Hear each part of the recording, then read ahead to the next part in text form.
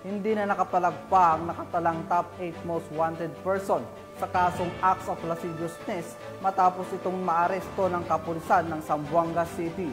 Ang report mula kay Patrolwoman Luis Marie Conde.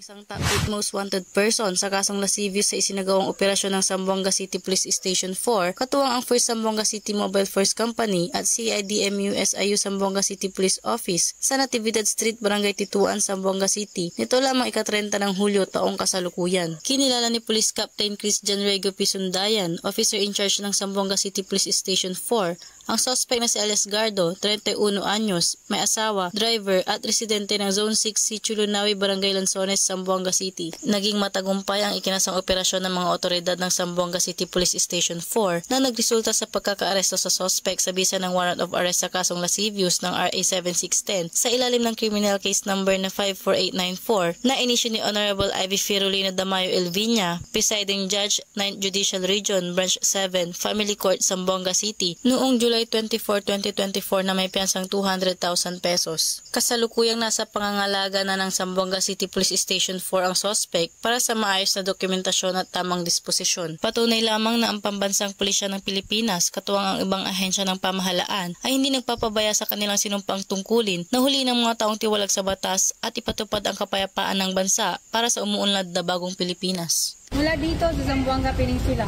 ako ang inyong PNN correspondent, Patrolwoman Luis Marie Conde. Alagad ng batas, tagataguyod ng balitang pulis. Maraming salamat, Patrolwoman Conde.